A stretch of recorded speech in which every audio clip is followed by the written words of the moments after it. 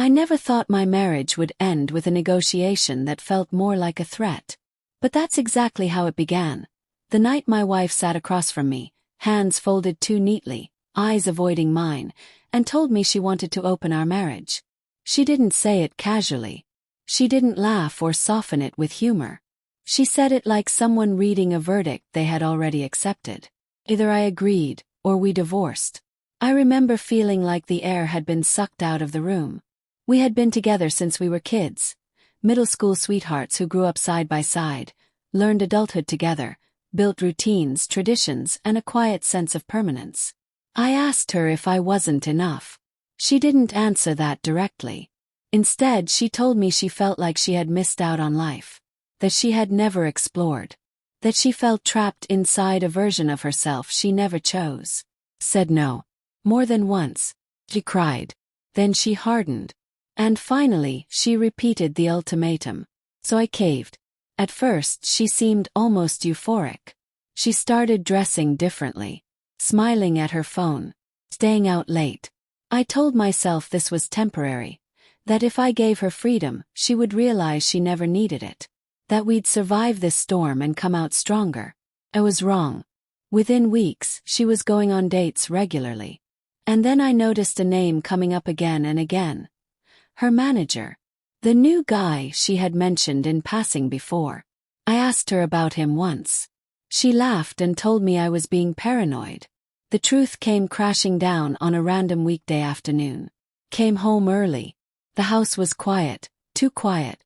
And when I walked into our bedroom, I found them in our bed. Not hiding. Not apologizing. Just startled. I don't remember everything I said, but I remember screaming. I remember telling her she had broken the one rule we agreed on. No bringing anyone into our home. She didn't even flinch. Instead, she smirked. She told me I was naive. Said rules were meant to be broken.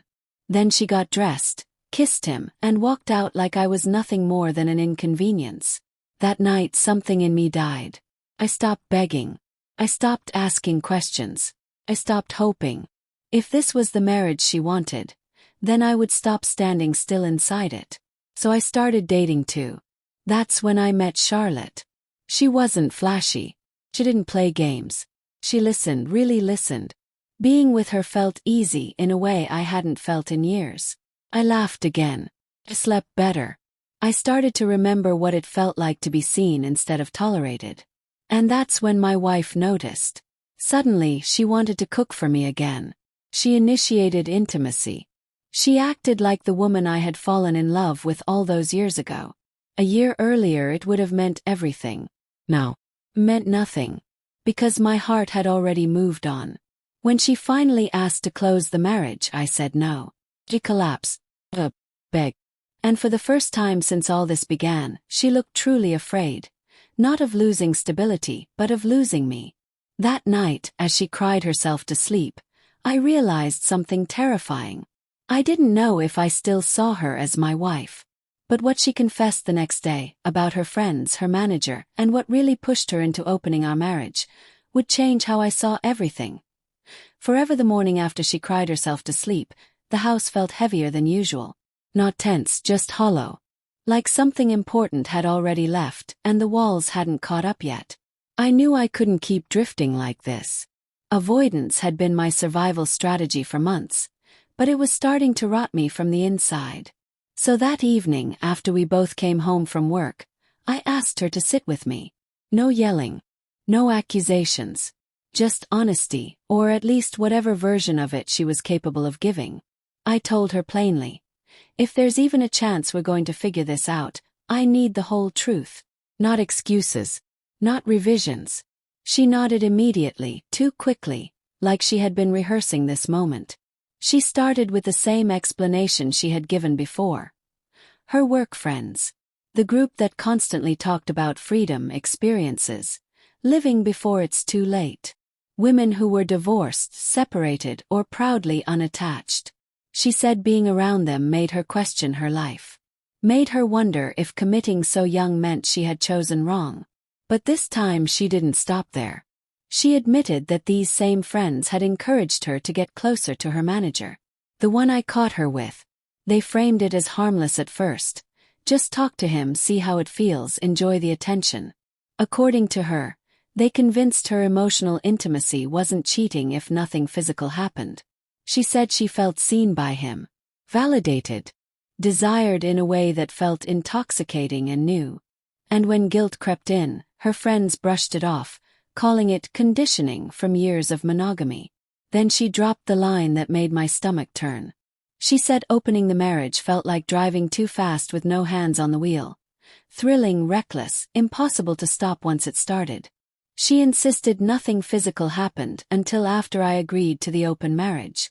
Said she clung to that detail like proof she wasn't completely irredeemable. But even as she said it, her voice cracked, like she wasn't entirely convinced herself. She told me the excitement faded quickly. That the relationship with him felt shallow once the novelty wore off. That she began realizing she didn't need comparison to know what we had was real. But by then the damage was already done. She said watching me fall for someone else was the moment reality finally hit. Apparently, I had changed without realizing it. Smiled more. I hummed while getting dressed. I left rooms to take phone calls. And each time she felt panic claw up her chest. She admitted she had started having anxiety attacks. Sudden, irrational, overwhelming. She went back to her friends for reassurance. They told her this was normal. That jealousy was part of the process. That she needed to push through it. But one comment shattered whatever denial she had left. One of the same friends, the one who originally suggested opening the marriage, pointed out how happy I looked. Said it was obvious my partner brought me joy. Hearing that another woman, not his wife, was the reason I smiled again nearly made her collapse. That's when she said she finally saw the truth. She wasn't exploring anymore. She was losing. She claimed she cut off her friends soon after, quit her job, blocked her manager, deleted social media. She said she was ready to spend the rest of her life rebuilding what she destroyed, no matter how long it took. I listened. I didn't interrupt. I didn't comfort her. When she finished, I told her something she clearly wasn't prepared to hear. I said I didn't know if I could ever see her as my wife again. She broke down completely. Not dramatic crying, this was raw, guttural grief. I didn't push her away, but I didn't pull her close either. I just held her until she exhausted herself and fell asleep against me on the couch. Later that night, I stared at the ceiling and realized something unsettling. I felt compassion for her pain, but no longing to fix it, and that scared me more than anything else. Because in just a few hours, we were scheduled for our very first marriage counseling session, and what she confessed there would expose how deep this manipulation really went. Walking into the counseling office felt surreal. Neutral walls, soft lighting, a space designed for healing, yet everything inside me felt fractured beyond repair. This was supposed to be our first step toward closure, maybe even reconciliation. But I already sensed that this room was about to become a place of reckoning. The counselor asked us why we were there. My wife didn't hesitate. She spoke like someone confessing a crime she had carried alone for too long. She explained how being surrounded by coworkers who glorified independence and starting over made her question her own life. How committing to her first boyfriend, me, so young, began to feel less romantic and more suffocating once those doubts took root. The counselor gently pointed out something important. Resentment born from comparison is one of the most corrosive forces in a long-term relationship. My wife nodded, agreeing almost too eagerly, then went further. She admitted that when her manager started paying attention to her, the validation felt overwhelming. She told the counselor that her friends encouraged her to see it as self-discovery, not betrayal. And when guilt became unbearable, one particular friend, recently divorced and outspoken, suggested an open marriage as a solution, a loophole that would allow desire without consequences. She said she truly believed we might come out stronger. I watched the counselor's expression carefully. Even behind professionalism there was clear concern. My wife continued, explaining that once the marriage opened, she felt intoxicated by the freedom. But beneath the thrill there was emptiness. No depth, no safety, Nothing like the years we had built together. She admitted she saw the pain in my eyes but convinced herself it was temporary, that I would eventually accept the arrangement. That illusion shattered when I started seeing Charlotte regularly. She described noticing the smallest changes in me. The way my posture relaxed, how my laugh came back, how my phone lighting up made me smile. She said fear settled into her bones the moment she realized I wasn't just dating. I was connecting. She said she felt physically ill. Panic attacks, sleepless nights. A growing sense that she had gambled something irreplaceable. She returned to her friends again, desperate for reassurance. Instead, they dismissed her fear. And when one of them bluntly said, "Looks like his partner actually makes him happy," the full weight of her choices finally crushed her. She told the counselor that was the moment she understood the truth. She hadn't expanded her world. She had made herself replaceable. When the counselor turned to me, I didn't know what to say. So I told the truth. I said I had found peace with someone else. That I felt respected again. Alive. That I wasn't trying to punish my wife. But I wasn't ready to let go of what I had found either. The counselor was direct. She said no real resolution could happen while a third party remained emotionally involved. That healing required clarity. And clarity required distance. My wife looked devastated, but she didn't argue. Before the session ended, the counselor added something that stuck with me. She said it wasn't unusual for people who committed very young to experience identity crises later in life. But storms don't have to destroy a marriage unless they're fed by outside influence and dishonesty. We scheduled another session for the next day. That night, my wife clung to hope like it was oxygen. I, on the other hand, felt something dangerously close to acceptance. And acceptance, I was learning, didn't always mean forgiveness. Because during our next session, one question I asked would force her to reveal a secret so devastating it would push me out of our home entirely. By the time we returned for our second counseling session, I had barely slept. My thoughts looped endlessly, replaying her words, her tears, her justifications. Something inside me kept whispering that there was still more she wasn't saying. Something darker, something she was protecting herself from admitting out loud. I decided that if there was ever a moment for brutal honesty, this was it. The counselor asked how we were feeling coming into the session. My wife spoke first, saying she felt hopeful but terrified. When it was my turn, I said I felt unresolved. Then I turned to my wife and asked the question that had been eating at me. "Are you absolutely certain nothing physical happened before we opened the marriage?" The room went silent. She didn't answer. She stared at the floor like it had suddenly become dangerous to look away from. Her breathing sped up. Her hands started to shake. I repeated the question. Her voice came out broken. She begged me not to make her say it. She said if she admitted it out loud, it would destroy everything. That she had been trying to protect what little chance we had left. But silence was already destroying us. After what felt like forever, she whispered the truth. She admitted that before the marriage was opened, she had crossed a line with her manager in his office. Not sex, but something unmistakably intimate. Something deliberate. Something that could never be framed as accidental. I felt like the ground dropped out from under me. She collapsed into sobs almost immediately, shaking so violently that even the counselor looked stunned. My wife slid off her chair, wrapped her arms around my legs, and begged me to forgive her. Her apologies came out tangled and frantic, soaked in panic and regret. I didn't feel angry, felt numb. I asked her another question. One I hadn't planned but needed answered. "What changed your view of him?"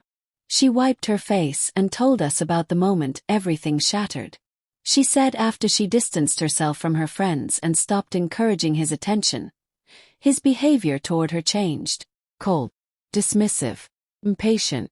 Then one evening, she overheard him talking in his office. He was laughing with another male colleague. Talking about her. He bragged about how easy she was. Mocked her loyalty. Said she proved you could never trust the quiet ones. When asked if he cared about her, he said she was nothing more than a distraction.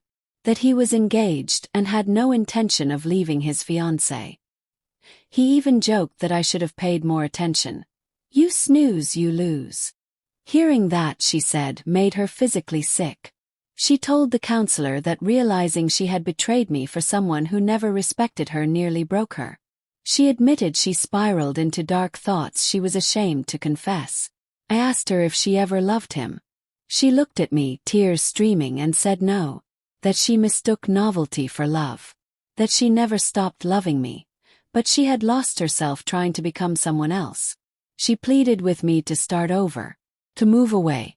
To rebuild from nothing. I told her I needed space. That it wouldn't be fair to Charlotte, or to myself, to make a decision while drowning in this. She unraveled. She cried harder than I had ever seen.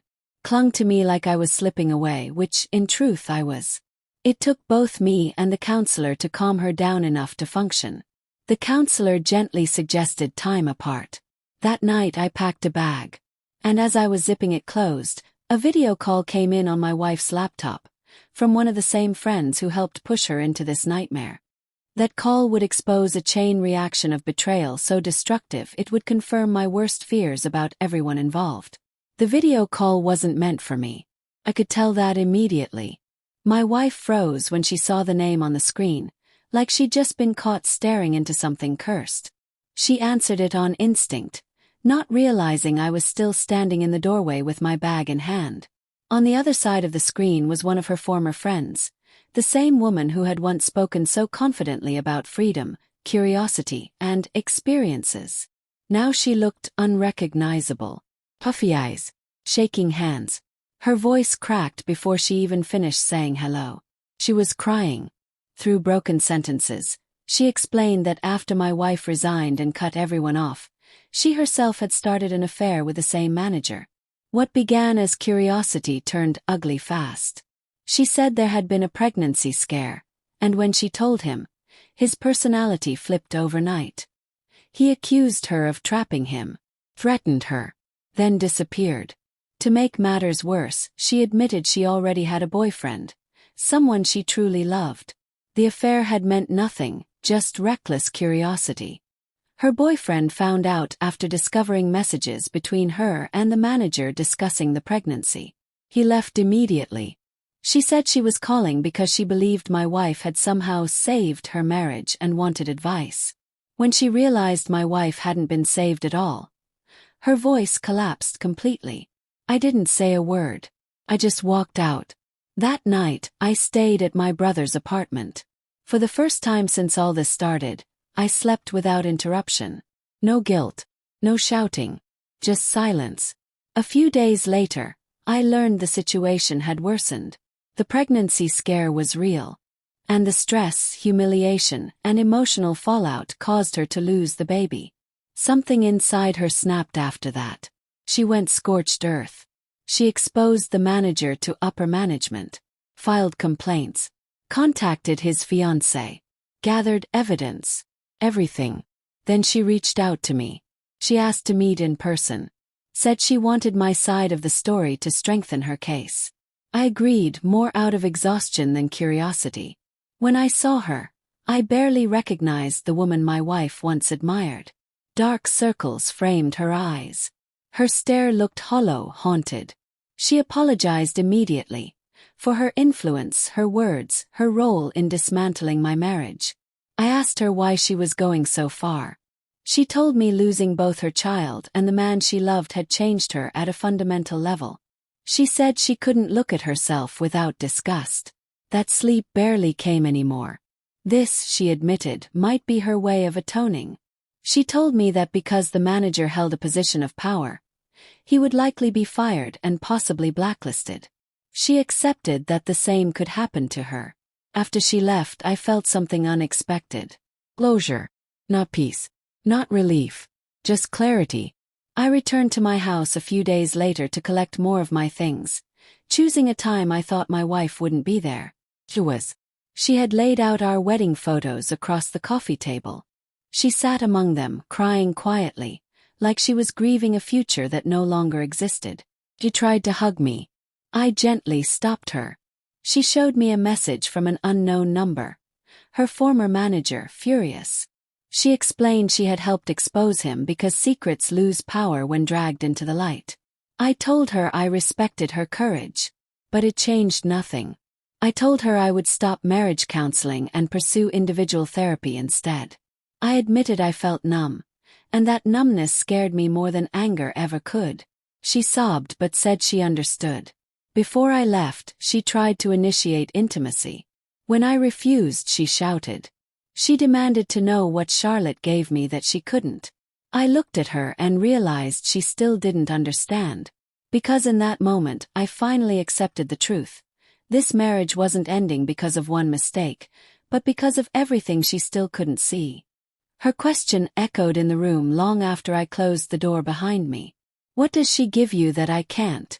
I didn't answer her then, not because I didn't know, but because the answer wouldn't have helped either of us. Some truths don't heal, they simply confirm what's already broken. I stayed with my brother longer than I expected. The quiet gave me space to think without interruption, without emotional gravity pulling me back into familiar patterns. For the first time in months, I wasn't reacting. I was choosing. I started individual counseling the following week. I expected anger to pour out once I began talking. Didn't. What came instead was grief. Not just for the marriage, but for the version of myself that believed loyalty alone could sustain love. My therapist said something that stuck with me. Betrayal doesn't always end relationships. Avoidance of responsibility does. That sentence explained everything. My wife wanted forgiveness, but she also wanted absolution without fully understanding the harm she caused. She wanted restoration without transformation. And even now, she was still measuring herself against Charlotte, instead of confronting the deeper fracture within herself. Charlotte and I talked honestly. I told her everything. No omissions, no half-truths. I made it clear I needed time, space, and clarity before moving forward with anyone. She didn't pressure me. She didn't bargain. She simply said she respected me. That, more than anything, revealed the difference. I met with a divorce attorney. Not out of spite but preparation. Knowing my options brought a strange sense of calm. I wasn't trapped anymore. I was informed. My wife sensed the shift. She texted less. Her apologies grew quieter, less frantic, more resigned. In one message, she admitted she could feel me slipping beyond reach. She said she didn't blame me. I believed her. When we met one final time to discuss logistics, she didn't beg. She didn't accuse. She just cried softly and told me she wished she had understood sooner that curiosity without boundaries isn't freedom. It's destruction. I didn't hate her. That surprised me most. Felt sadness, yes. Disappointment. A deep, aching sense of loss. But no rage. No desire to punish. Only acceptance.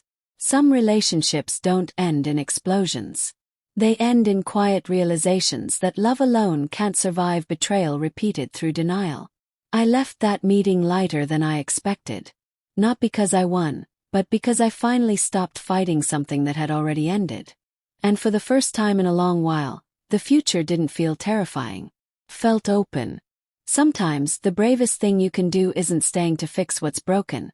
It's walking away before it breaks you too.